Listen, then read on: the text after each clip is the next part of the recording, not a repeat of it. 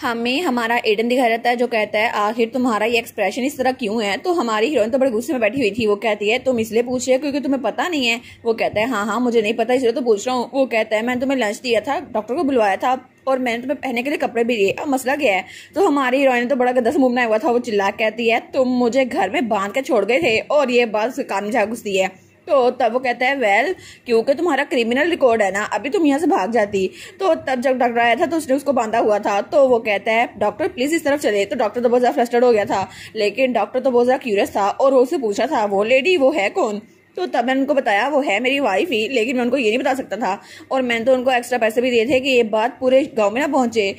तो तब हमारी हीरोइन कहती है हालांकि मेरी क्रिमिनल हिस्ट्री है भी, फिर भी मैं इस इंजर्ड फुट के साथ कहीं जा नहीं सकती, तुम्हें पता है ना। वो कहता है बैटलफील्ड में बहुत सारे सोल्जर्स अगर उनका पाँव कट भी जाता था फिर भी भाग जाते थे और मैं तुम पे भरोसा नहीं कर सकता, तुम्हारे तो पाँव में सिर्फ मौज आई है और ये कोई रुकावट नहीं है। तो वो कहती है हैं तुम्हें लगता है कि मैं एक सोल्जर हूँ? मैं एक सोल्जर बिल्कुल भी नहीं हूँ और मैं तुम जैसे लोगों के साथ नहीं रह सकती। और तब उसके पास छड़ी थी। तो वो कहता है क्या मेरे साथ नहीं रह सकती? तो तब वो आर्ट से उठ के जाने लगती है। तो हमारा हीरो कहता है तुम कहाँ जा रही हो? वो कहती है मैं अपने कमरे में नहीं जा सकती, क्या उसमें पाबंदी है? वो कहता है अच्छा खाने के बारे में क्या तुमने लंच नहीं करना? तो वो वहां जा रही थी। वो कहती है नहीं मैं नहीं खाने वाली, तुम आराम से खुद ही खाओ। लेकिन तब वो क्लियर कहती है अब मुझे ये बताओ मेन्यू में है क्या। तो हमारा हीरो कहता है व्हाइट ब्रेड और उसके साथ हर बटर और सैंडविच जिसके साथ कैरेट चॉप की हुई है। तो वो कहती है वाह ये तो बहुत ज्यादा मजेदार लग रही है। तो वो कहता है और डिजर्ट में कैरेमल भी है, तुम्हें अगर वो चाहिए तो मैं तुम्हें दे सकता हूँ। तो हमारी उन कहती है हाँ हाँ मैं बस एक पीस खाऊंगी। तो वो कहता है अच्छा बाय द वे तुम्हारे लिए एक लेटर भी आया है। तो वो जल्दी से भाग के उसकी तरफ आती है। वो कहती है क्या, लेकिन तब वो गिरने लगती है। तो हमारा हीरो उसको पकड़ लेता है। वो कहती है ओ ये तो बहुत ज्यादा दर्द कर रहा है मेरा पाँव। तो तब वो कहती है लेकिन तुम मुझे क्या बता रहे थे, मेरे लिए लेटर आया है? तो एडन कहता है हाँ तुम्हारे लिए लेटर आया है लेकिन अभी तुम मुझे इग्नोर नहीं कर रही थी। तो वो कहती है प्लीज मुझे बताओ ना मेरा लेटर कहाँ पर है, तुम मुझ पर ट्रस्ट नहीं कर सकते, मैं यहाँ से भागूंगी नहीं। तो हमारा एडन उसकी तरफ देखता है। वो कहता है तुम्हारी आंखें भी झूठ बोल रही है, जैसे तुम्हें मौका मिला ना तुम यहाँ से भाग जाओगी। तो वो पीछे हो जाती है। वो कहती है ठीक है तुम्हारी अच्छी सेंसेस है, लेकिन चलो मेरा लेटर दे दो मुझे और खाना मुझे यहाँ पे ला के दे दो, मैं कमरे में जाकर खा लूंगी। वो कहता है ठीक है और तब उसको लेटर दे देता है। तो हमारी सोचती है मेरा लेटर मुझे मिल गया, मुझे तो बहुत ज्यादा खुशी है। तो एडन सोचता है लगता है अपनी फैमिली को बहुत ज्यादा मिस कर रही थी शायद इसीलिए, लेकिन अगर मैं इसकी जगह होता तो मैं भी यही करता। तो तब थोड़ी देर बाद उसने उसको लंच ला के दे दिया था बास्केट में। तो वो कहता है अच्छा अब इसको बेड पे बैठ के ना खाना, वरना वो कहती है ठीक है मुझे डांटना बंद करो। तो वो कहता है अगर तुम्हारे बेड पे बग्स आ गए ना तो मुझे ना कहना। वो कहती है ठीक है मैं केयरफुल रहूंगी। तो तभी वो वहां पे रुकती है। तो हमारा हीरो कहता है क्या अब क्या हुआ? तो वो मुड़ के कहती है थैंक यू सो मच। तो वो कहता है क्या तुम्हें लेक्चर करने के लिए? वो कहती है नहीं मुझे लेक्चर देने के लिए नहीं, मैं तो बस इसलिए बोल रही हूँ क्योंकि तुमने मेरे लिए डॉक्टर बुलवाया और मुझे ये लेटर भी ला के दिया। तो वो कहता है अच्छा ठीक है ये कोई बात नहीं। और तब वो दोनों बिल्कुल खामोश थे और बहुत ज्यादा सिचुएशन ऑकवर्ड हो गई थी। तो वो कहते हैं ठीक है मैं चलती हूँ। और उसके बाद वो अपने कमरे में आ गई थी और तब वो चेयर पे बैठी थी। तो तब वो सोचती है सच में वो तो बहुत ज्यादा डिफिकल्ट है उससे बात करना, लेकिन वो बहुत ज्यादा रफ है, लेकिन वो है तो हैंडसम ना। और तब वो सोचती है नहीं मैं आखिर ये क्या सोच रही हूँ, जरा मुझे लेटर को देखने दो। तो तब वो लेटर देखती है। वो कहती है यहाँ पर तो सेंटर का नाम नहीं लिखा हुआ, लेकिन शायद ये एम्पर की वजह से किसी ने अपना नाम नहीं लिखा, लेकिन ये है कौन? और जब उसको देखती है तो वो कहती है क्या आखिर उसने मुझे ये लेटर क्यों लिखा? और वो तो लेटर को बहुत ज्यादा जोर से पकड़ती है। तो तभी वो चिल्लाती है। वो कहती है तुम भाड़ में जाओ, तुमने मुझे लेटर लिखा ही क्यों है? और वहां पे उसको बेड के पास फेंक देती है। तो तब वो सोचती है सीरियसली आखिर ये लेटर उसी ने क्यों लिखा था? और वहां पे लिखा हुआ था तुम कैसी हो फ्रिट्जोए, मैं सच में तुम्हें तुम्हारी मैरिज के लिए कांग्रेचुलेशन कहती हूँ। मैंने रूमर सुनी थी कि तुम्हारा हस्बैंड बहुत ज्यादा पोअर है, ऐसे फार्मर हस्बैंड के साथ बहुत ज्यादा मसला होता होगा ना, लेकिन अब मैं भी एंगेज हो गई हूँ और यहाँ पे मेरी सिंपल वेडिंग ही थी तुम्हारी तरह ही, लेकिन फिर भी मेरे पास बहुत सारे लोग थे और तुम्हारा एटीट्यूड वो तो अभी भी चेंज नहीं हुआ है ना। लेकिन मेरा हस्बैंड वो तो मुझे लग्जरी चीजें देता रहता है और मेरे पास बहुत सारे ड्रेसेस हैं, लेकिन मुझे मेरी ड्रेसेस किसी को देनी थी तो मैं तुम्हें ना दे दूं क्योंकि अब तो तुम बहुत ज्यादा गरीब बन गई हो। तो हमारी हीरोइन को तो बड़ा गुस्सा आया हुआ था। वो कहती है अनोइंग, ये कितनी ज्यादा अनोइंग है, आखिर उसने मुझसे ऐसी बातें क्यों की, मुझे लेटर क्यों भेजना था? और उसने तो लेटर के टुकड़े टुकड़े कर दिए थे। तो वहां पर लिखा था अगर मैं तुम्हें अपने कपड़े भेज दूं क्योंकि हम पहले दोस्त थे। तो हमारी सोचती है दोस्त कहाँ के दोस्त, अभी भी ये मुझे नीचे दिखाने की कोशिश कर रही है। और आखिर उसे मेरा एड्रेस कहाँ से मिला? मैंने तो लेटर सिर्फ अपनी दोस्तों को भेजा था हाई सोसाइटी में, क्या उनमें से कोई ट्रेटर है जिसने उसको मेरा एड्रेस बता दिया? लेकिन तभी वो अपना परफ्यूम निकालती है जो उसको रिलैक्स करने में हेल्प करता है। तो वो कहती है ठीक है बस मुझे थोड़ा रिलैक्स होना होगा और उसके बाद मैं वापस आने का तरीका ढूंढूंगी। लेकिन तब वहां बैठ गई थी। वो कहती है पर कैसे, मैं वापस आने का तरीका कैसे ढूंढूं? मेरा कोई दोस्त भी मेरी साइड पे नहीं है और मेरे पास कोई भी नहीं है, मेरे पास कोई नहीं बचा, लेकिन फिर भी मैं वापस आने का कोई तरीका ढूंढूंगी और इस जगह से निकल जाऊंगी। ठीक है मुझे यही करना होगा। और हमें अगले दिन का सीन दिखा रहता है जब एडन उसके कमरे में आता है। वो कहता है आज का मौसम तो लॉन्ड्री के लिए बिल्कुल परफेक्ट है, लेकिन तब वहाँ पर देखते हैं तो वो कहता है क्या, क्योंकि हमारी हीरोइन तो बेड पे लेटी हुई थी लेकिन उसके कपड़े वही जमीन पे गिरे हुए थे। वो सोचता है मुझे लगा ही था कि ड्यू की बेटी होने के नाते इसको अपने कपड़े धोने नहीं पड़ते होंगे, लेकिन फिर भी ये तो बहुत ज्यादा कपड़े हैं। तो वो सारे कपड़े उठा लेता है। वो कहता है ठीक है इसको लॉन्ड्री में रख देता हूँ। और फिर वो सोचता है मे बी मुझे जहेज की जगह चाइल्ड सपोर्ट की मनी लेनी चाहिए थी, क्योंकि ये तो बिल्कुल बच्चों की तरह करती है। और तब हमें कुछ दिनों बाद का सीन दिखाया जाता है जब हमारी हीरोइन वो अपना सर पकड़ के बैठी हुई थी और तब वो ट्री के नीचे बैठी थी। वो सोचती है मेरे दिमाग में कोई आइडिया नहीं आ रहा, इतने दिन हो गए मैं सोची जा रही हूँ लेकिन यहाँ से निकलना कैसे है। और वो सोचती है पहले नंबर वाला मेरा आइडिया था कि सर एडन के घोड़े को टेम करूं, लेकिन वो तो कुछ ज्यादा ही भड़कीला लग रहा है मुझे, और अगर उसने मुझे नीचे गिरा दिया तो। वो कहती है नहीं दूसरे नंबर पे मैं टाउन तक वॉक करके जाऊं, लेकिन मुझे तो रास्ते का भी नहीं पता। और वो प्लान भी फेल, क्योंकि उसने मुझे बताया था यहाँ पे स्नेक्स भी है, और अगर मैं स्नेक्स में मिल गई तो तीसरे नंबर पे मैं सर एडन को फॉलो करूं जब वो टाउन जाए, लेकिन मैं इस दरमियान कैपिटल निकल जाऊंगी। फिर भी सर एडन ने मुझे पीछे से पकड़ लिया ना तो वो तो मुझे छोड़ेगा नहीं, और उसने तो अभी तक मुझ पे नजर रखी हुई है। और वो सोचती है वो तो बिल्कुल एक आयरन वॉल की तरह मेरे सामने खड़ा है जो डिफेंस कर रहा है, लेकिन अभी भी वो खेत में काम कर रहा है, फिर भी उसकी नजर मेरी तरफ ही है, मुझ पे ही नजर रखी रखा है। लेकिन वो सोचती है कल रात मैं पानी पीने के लिए उठी थी क्योंकि मेरा गला दर्द करा था, लेकिन तब उससे आवाज आती है आपको कुछ चाहिए। वो कहती है क्या, तो वहां पे एडन था। वो कहती है मेरा गला दर्द कर रहा है, तो उसको पानी ला के दे देता है। वो कहती है थैंक यू, लेकिन वो सोचती है अब मैं अपने कमरे से बाहर भी नहीं निकल सकती। चलो अच्छा हुआ उसने मेरे कमरे के बाहर ताला नहीं लगाया, लेकिन जब भी डॉक्टर आता है ना तो वो भी मुझे बिल्कुल भी हेल्प नहीं करता। और तब वो सोचती है अब मेरे दिमाग में क्या चलना चाहिए, क्या मैं उससे कोई फेवर मांगू, क्या एडन मेरी हेल्प करेगा, क्या मुझे उसे सेड्यूस करना चाहिए। लेकिन वो सोचती है आखिर सेड्यूस करते कैसे है, मेरे पास तो सिर्फ एक ही तरीका है कि फैन के जरिए उसको सिग्नल्स भेजूं। लेकिन एडन कहता है क्या हुआ तुम्हें गर्मी लग रही है। वो कहती है क्या, इसको मेरी बात समझ नहीं आई। लेकिन एडन वो कहता है मैं क्या करूं, अब तुम्हें क्या हो गया। तो हमारी सोचती है मे बी उसको अपोजिट जेंडर में कोई इंटरेस्ट है ही नहीं, लेकिन वो सोचती है फिर भी मेरी जैसी प्रिटी लड़की वो बिल्कुल अकेली है यहाँ पर। तो तब वो अपने बालों में फूल लगा रही थी। वो सोचती है अब मुझे पता चल रहा है इन फूलों के नाम। और तब उसे 2 दिन पहले एडन ने एक डायरी दी थी। वो कहती है क्या ये क्या चीज है। तो वो कहता है तुमने कहा नहीं था तुम्हें फ्लावर्स के नाम जानने हैं, तो इसमें कुछ नाम लिखे हुए हैं, अगर फिर भी तुम्हें पूछना हो तो मुझसे पूछ लेना। तो हमारी हीरोइन सोचती है क्या ये डायरी मुझे इसलिए दे रहा है क्योंकि मैं इससे बहुत ज्यादा सवाल पूछती थी फ्लावर्स के बारे में। तो तब वो नाम पढ़ती है तो वहाँ पे लिखा था नैन्सी डिल्टन, उसकी माँ का नाम। वो सोचती है अच्छा तो ये डायरी इसकी माँ की थी, और वहाँ पे बहुत सारे फूलों का नाम लिखे हुए थे, क्रोकस, प्रिमरोज, वाइल्ड ट्यूलिप। और वो कहती है ये तो बहुत ज्यादा प्यारे हैं, लेकिन तो वो सोचती है क्या मुझे वहाँ पे जाकर देखना चाहिए वहाँ पे फूल हैं या फिर नहीं। और तब वो खड़ी होती है। वो सोचती है मे बी यहाँ पे फूल होंगे, और ऐसे फूल तो मैंने पहले कभी नहीं देखे। और आज सुबह जब मैंने एडन से कहा मेरे बाल ड्राई कर दो तो उसने वो घूर के मेरी तरफ देखा, पता नहीं ऐसा क्यों, लेकिन फिर भी चलो मेरे बाल तो खुश्क हो गए। और तब वहां से जा रही थी। वो सोचती है यहाँ पर तो मैंने बहुत सारी चीजें देखी जहाँ पे डंग बीटल्स आपस में लड़ रहे थे, और दूसरे दिन मैंने लेडी बग्स और बटरफ्लाई देखी जो कि बहुत ज्यादा प्यारी थी, और अब यहाँ पे तो नेस्ट भी है और बर्ड्स कितने ज्यादा प्यारे लगते हैं ना। और तब वो फ्लावर्स के पास आई थी। वो सोचती है शायद मुझे वही फ्लावर्स चुनने चाहिए जो उसको पसंद है, क्योंकि पास में तो मेरे पास कभी टाइम ही नहीं था इन फ्लावर्स के लिए, और मेरे पास सिर्फ रोजेज आते हैं, उनके अलावा कोई भी नहीं। मुझे किसी का नाम नहीं पता था, लेकिन नेचर वो इतनी भी बुरी नहीं है ना। और वो तो फ्लावर्स को बड़े प्यार से देख रही थी। तो तभी एडन कहता है चल चलते हैं खाना खाने। वो उसके पीछे जाती है। वो सोचती है शायद ये बैड लक की है कि मैं यहाँ पर आई हूँ, लेकिन तभी एडन उसके सामने एप्पल पाई रखता है। वो कहती है वाओ ये कितना ज्यादा डिलीशियस लग रहा है ना, और मैंने कभी सोचा नहीं था कि कंट्री साइड में भी ऐसी डिलीशियस चीजें होंगी।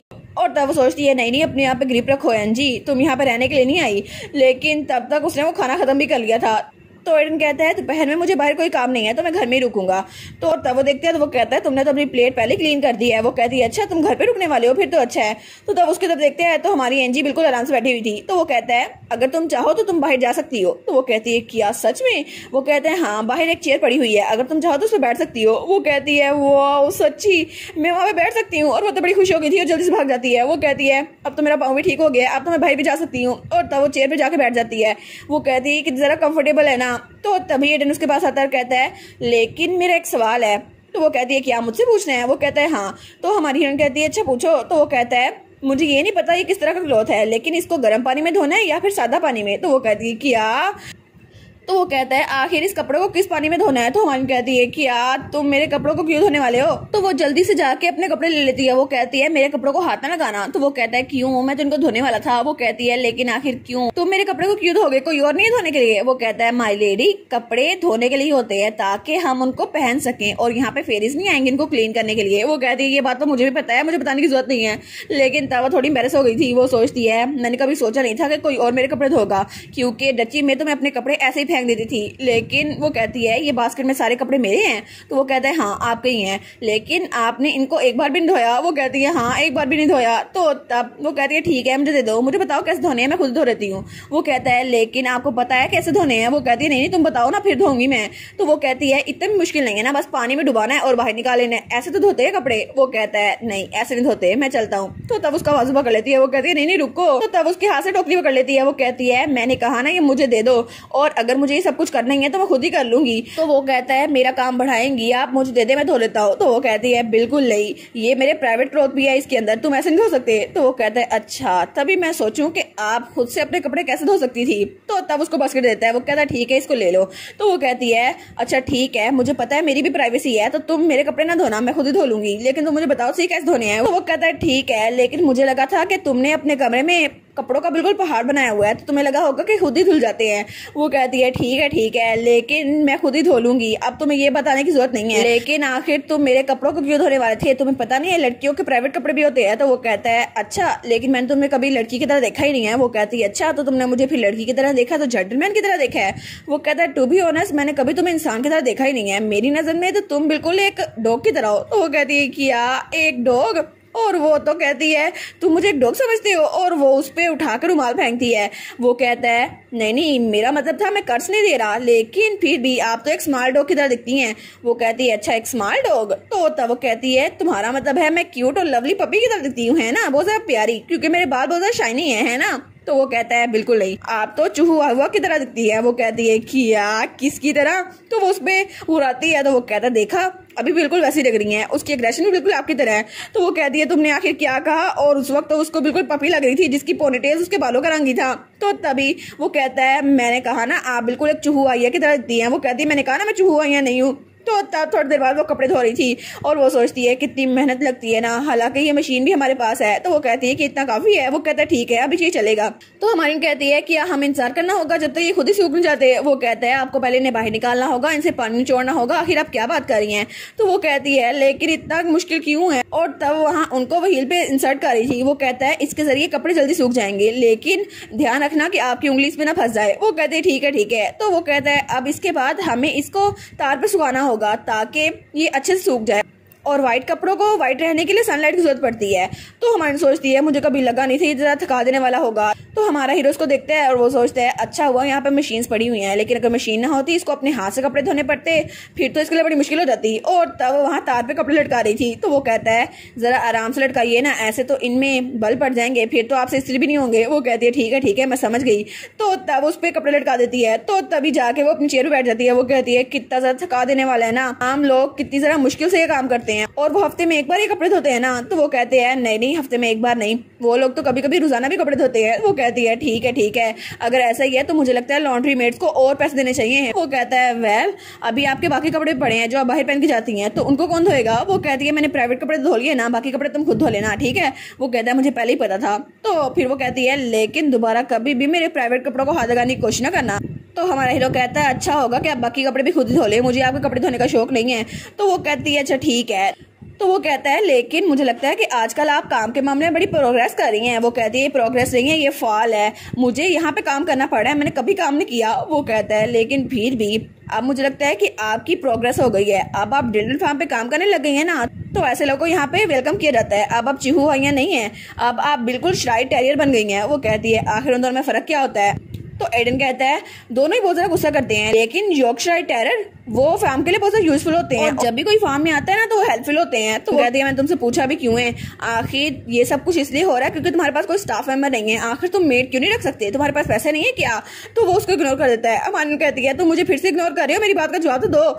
लेकिन वो अपने कमरे में आ रहता है। वो सोचता है मैंने कभी भी कोई मेड नहीं रखी और मैं तो यहाँ आराम से अपनी जिंदगी जी रहा था, क्योंकि कॉमनर्स ऐसे ही करते हैं। लेकिन मुझे आइडिया नहीं था कि कभी मैं भी मैरिज करूंगा, मैं तो आराम से रहता था अकेले, लेकिन फिर भी मुझे अब उसके साथ रहना पड़ रहा है। लेकिन शायद जब से वो यहाँ पर आई है ना, मुझे अब वो दोबारा सीजर्स नहीं आ रहे, शायद इसीलिए क्योंकि मेरा ध्यान भट गया है उसकी वजह से।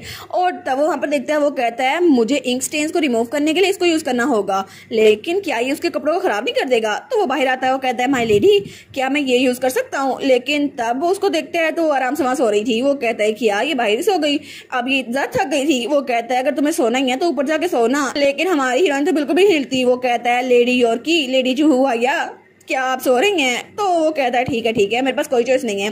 तो तब उसको उठाता है और वो सोचता है कितना क्यूट होता ना अगर ये सिर्फ एक डॉग होती, लेकिन फिर भी मुझे इसकी देखभाल करनी पड़ेगी। और तब उसको उठा के कमरे में लेके जा रहा था और तब उसको उसके बेड पे लेटा देता है। वो उसको देखता है और वो सोचता है एक ऐसी लेडी जो हर वक्त मुझे घूरती रहती है, लेकिन इस वक्त सोते हुए ये अच्छी लग रही है ना, ऐसे ही आराम सोती रहे मुझे बातें ना सुनाए तो कितनी अच्छी लगेगी ना। और तब वो सोचता है मे भी अगर ये ऐसा करे बिल्कुल खामोश रहे तो बहुत ज्यादा क्यूट लगेगी। तो तब उसके ऊपर चादर देता है और कहता है आपने आज बहुत ज्यादा मेहनत की माय लेडी, तो अब आपको आराम करना चाहिए। और हमारी हीरोइन तो बिल्कुल आराम से खामोशी से सोई हुई थी, उसको तो पता ही नहीं था कि एडन उसको यहाँ पर लेकर आया है। और इसी के साथ ये वाला पार्ट यहीं पर ख़त्म। तो आप लोग बताइएगा आप लोग को ये पार्ट कैसा लगा, और वीडियो को लाइक और चैनल को सब्सक्राइब लाजमी कीजिएगा। बाकी वीडियोस का लिंक भी स्क्रीन पर नज़र आ रहा होगा, तो काइंडली उनको भी चेकआउट कर ले। और thank you so much for watching my videos. Stay safe, bye bye.